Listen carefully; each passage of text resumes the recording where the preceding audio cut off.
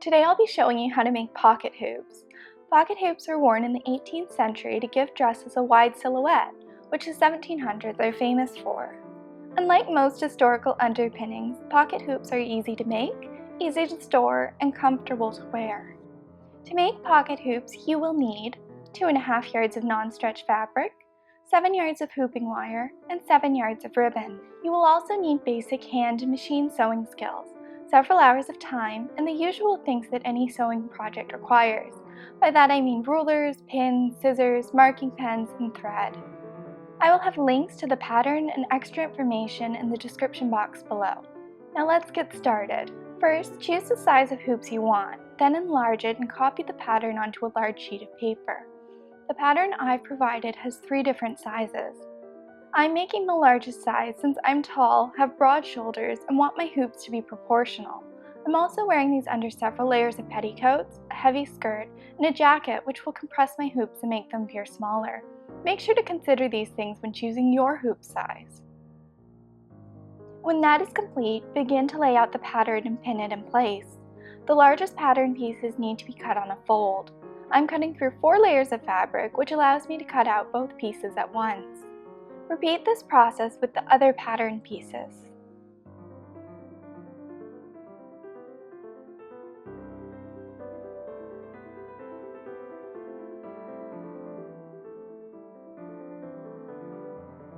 For now, we'll be focusing on the small rectangular pieces of fabric. Unpin these pieces from the pattern, then turn them over so the wrong side is facing up. Now draw a line 1 inch away from the 4 narrow edges. Fold the raw edges up so they are touching the line you drew, then pin them in place.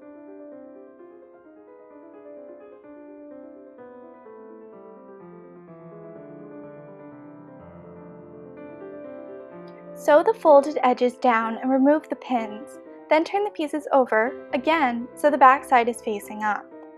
Cut 4 pieces of ribbon that are long enough to go across the narrow ends of the rectangles. If you are following my pattern, these will be about 9 inches long. Then pin them down, about 1/16 of an inch away from the folded over edge. If you hadn't already guessed, the ribbon will be stitched down and function as boning channels later on.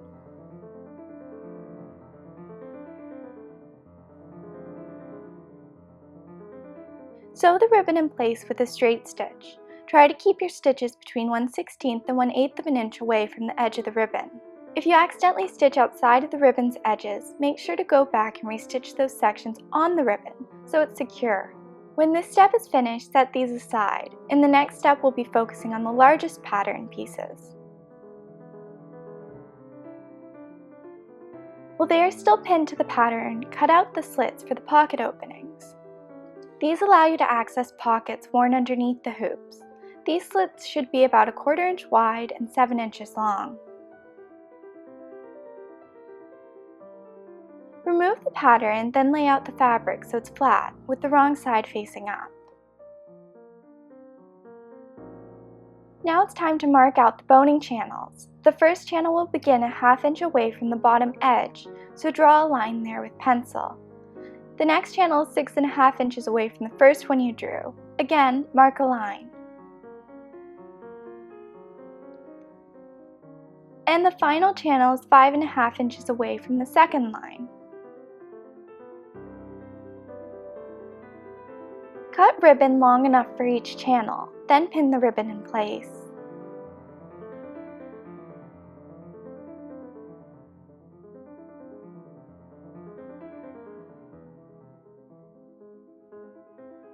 Now sew each side of the ribbon down. Again, try to keep your stitching even and between 1/16 and 1/8 of an inch away from the ribbon's edge. If you mess up, it's okay, but make sure the channel is large enough to feed the boning through later on. There will be a lot of tension on this ribbon, so it's important that no spots are missed. This is also why it's important to use non-stretch materials. The tension will cause stretchy materials to warp, and they will not hold the correct shape. Now iron the channels to make sure they are free of wrinkles or puckers. If need be, you can use water or starch to help smooth them out.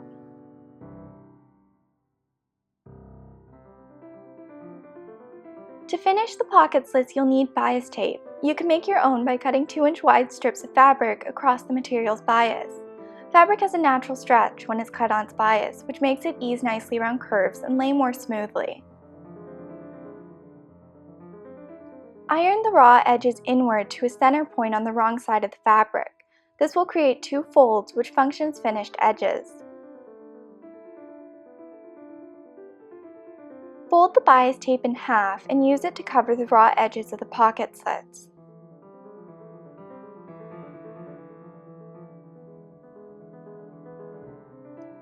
Then sew it down. Try to stitch as close to the edges of the bias tape as you can.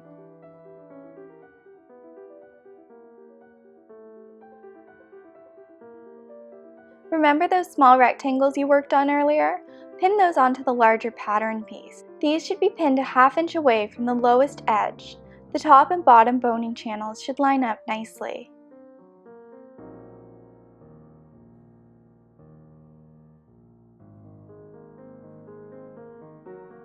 Stitch them together with ½ inch seam allowance.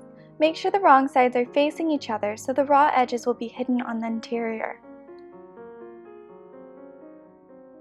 Now this part's a little bit confusing. On the side you just attach the rectangle to, fold the raw edges of the larger piece of fabric inward and pin them flat. Continue to pin all the way to the top. On the other side of the fabric, which the rectangle isn't attached to, fold the edge over by ½ inch from the top of the highest boning channel to the top edge of the fabric. At the side without the rectangle attached, make sure all the boning channels have an open end to feed boning through. If they don't, use a seam ripper to remove the stitching, keeping them closed.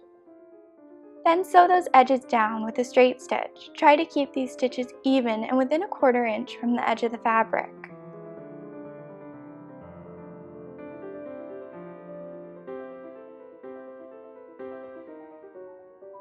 At this point, you should have 2 panels that look like this from the front and this from the back. Now it's time to gather the top edge of the panels. I'm gathering each side of the pocket slit down to 3½ inches, so the gathered top edge will measure 7 inches in total. I'm gathering mine by machine in an unusual way. Instead of using a ruffler foot, I'm pushing the fabric underneath the presser foot as I go. This gives me a lot of control over how dense my gathers are. Of course, you can use your preferred method of gathering. That may be by machine, with a ruffler foot, or by hand. It really doesn't matter in the end.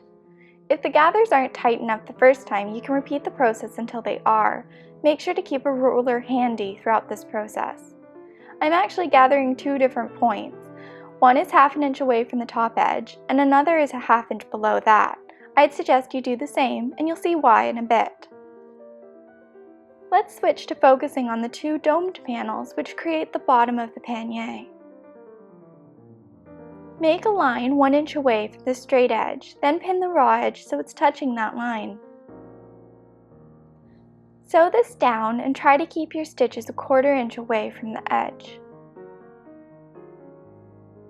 Now pin the dome panels to the large panel we've been working on.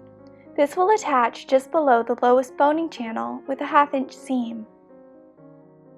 Carefully pin it so there aren't any folds or puckers. Pinning curves to straight lines can be a challenge, so take your time to get it right. Unfortunately, I lost the clip that shows me sewing this seam, but here's what it looked like immediately after. At this point, your panniers are mostly constructed and all the tricky stuff is over. But you still have to make a waistband. The pattern for this is a 4-inch wide rectangle that is 20 inches longer than your waist measurement. After it's cut out, fold it in half with the wrong sides facing each other. Stitch the 2 raw edges together with a 3/4 inch seam allowance. Then turn it right side out. This might take a while since it's a long, thin tube. It took me almost 10 minutes and I had the help of pliers and a pencil. When that's done, tuck the raw edges at each end inward by a ½ inch. Pin them in place, then sew across the tops. Fold the waistband in half and mark the halfway point with a pin. Create 2 tick marks, one 4 inches from the left of the pin and one 4 inches to the right of the pin. This is how far apart your pocket hoops will be.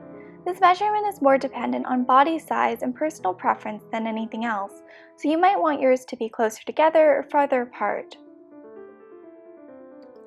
Pin your panniers in place with the lower line of the gathers touching the lower edge of the waistband.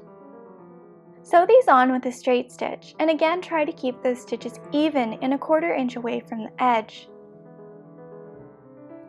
Trim away the frayed threads or any extra bias tape. Then fold the top edge of the gathered bit inward so the raw edge is tucked away. Pin this part down. Then sew across the tops to keep them in place.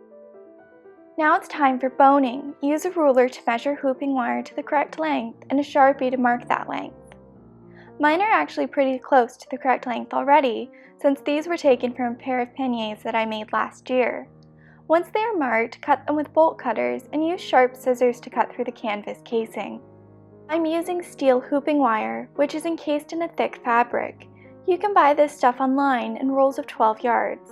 I'll put a link in the description box. Now it's time to tip those sharp steel corners. You can buy tips online or you can do it the cheap way.